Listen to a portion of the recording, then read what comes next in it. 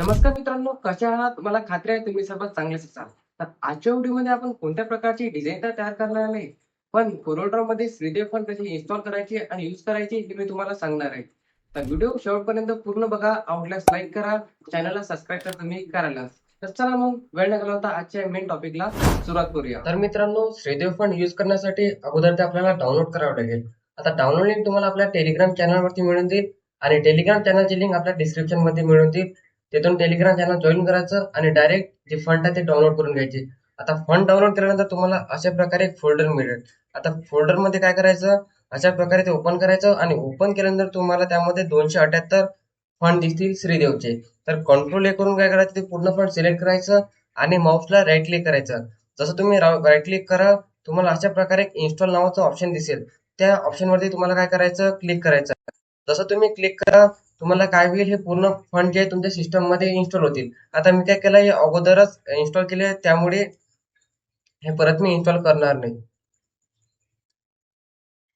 आता इन्स्टॉल केल्यानंतर काय होतील, हे पूर्ण जे फंड आहे तुमच्या सिस्टम मध्ये इन्स्टॉल होऊन जातील. म्हणजे जर तुम्ही फोटोशॉप वापरत असाल किंवा CorelDRAW वापरत असाल, त्यामध्ये तुम्हाला एक्सटर्नली इम्पोर्ट करण्याची म्हणजे ऍड करण्याची गरज पडणार नाही. इथून पूर्ण फंड तुमच्या सिस्टम मध्ये डाउनलोड होतील.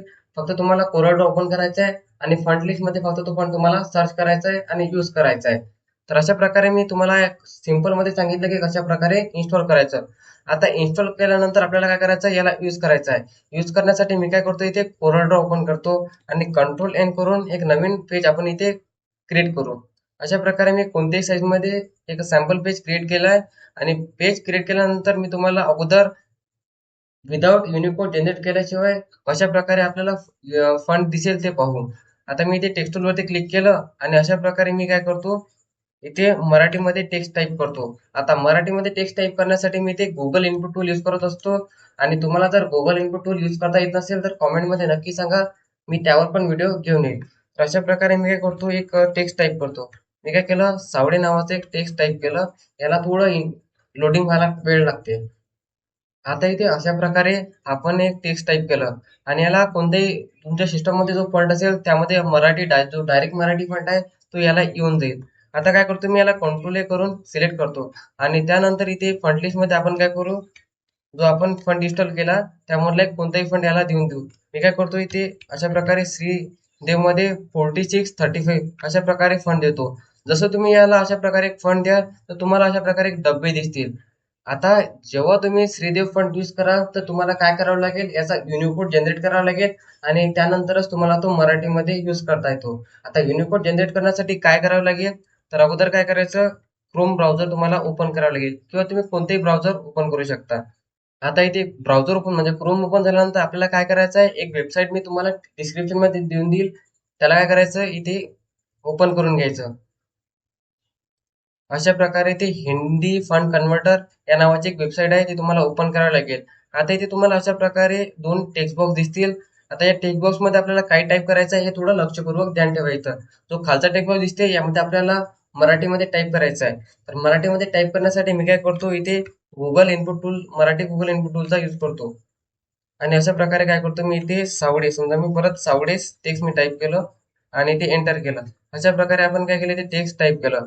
त्यानंतर तुम्हाला ऑप्शन दिसते कन्वर्ट टू श्रीदेव. अशा प्रकारे या बटन वरती आपल्याला क्लिक करावं लागेल आणि वरच्या बॉक्स मध्ये टेक्स्ट बॉक्स मध्ये तुम्हाला जो युनिक कोड आहे तो जनरेट झालेला दिसतो. आणि जो युनिक कोड आहे तो आपल्याला अशा प्रकारे इंग्लिश मध्ये जनरेट झालेला दिसतो. त्याला काय करायचं, कंट्रोल ए आणि कंट्रोल सी करून कॉपी करायचं. आणि कॉपी केल्यानंतर तुम्हाला काय करायचं आहे, परत CorelDRAW मध्ये यायचं आहे आणि या टेक्स्टला जो आपण अगोदर इथे ऍड केला होता याला डिलीट करून टाकू. आणि त्यानंतर परत काय करू, आपण टेक्स्ट टूल वरती क्लिक करू आणि नवीन टेक्स्ट इथे ते जे आपण टेक्स्ट कॉपी केलं होतं युनिकोड त्याला आपण कंट्रोल व्ही करून पेस्ट करू. आणि पेस्ट केल्यानंतर तुम्हाला तो युनिकोड अशा प्रकारे दिसेल. आता काय करायचं, याला कंट्रोल ए करून परत सिलेक्ट करायचं आणि त्यानंतर श्रीमध्ये याला परत आपल्याला फंड देऊन द्यायला लागेल. तर तुम्हाला दिसेल की अशा प्रकारे आपण यामध्ये श्रीदेव हे फंड यूज करू शकतो. आता तुम्हाला यामध्ये वेगवेगळे श्रीमध्ये फंड द्यायचे असेल तर काय करायचं, एकच वेळा युनिकोड जनरेट करायचा आणि हा फंड सिलेक्ट करू द्यायचा. सिलेक्ट केल्यानंतर काय करायचं, इथे परत श्री टाईप करायचं. या अगोदर काय करतो, मी पूर्ण कट करून घेतो आणि त्यानंतर इथे काय करू, आपण श्री टाईप करू. अशा प्रकारे मी काय केलं, श्री टाईप केलं आणि त्यानंतर तुम्हाला श्रीमध्ये जो जो जो फंड द्यायचा असेल तुम्ही अशा प्रकारे तो फंड इथे यूज करू शकता. आता मला हा फंड यूज करायचा आहे, मी या फंडवरती अशा प्रकारे क्लिक करेन, मी हा फंड यूज करू शकतो. त्यानंतर तुम्हाला दुसरा द्यायचा असेल तर काय करायचं, दुसरा सर्च करायचा, तर तुम्हाला अशा प्रकारे त्यामध्ये वेगवेगळे फंड. तर मित्रांनो, आपण सिंपल मध्ये श्रीदेव फंडचा यूज करू शकतो. ते मध्ये आणि फोटोशॉप मध्ये आपल्याला सेम स्टेप फॉलो करायची आहे. आय होप तुम्हाला समजलं असेल. काही डाऊट असेल तर तुम्ही कॉमेंटमध्ये नक्की सांगा. आणि अशाच युजफुल कंटेंटसाठी तुम्ही चॅनलला सबस्क्राईब तर करालच, हे मला माहीतच आहे. तर चला भेटूया मग पुढच्या येणाऱ्या व्हिडिओमध्ये.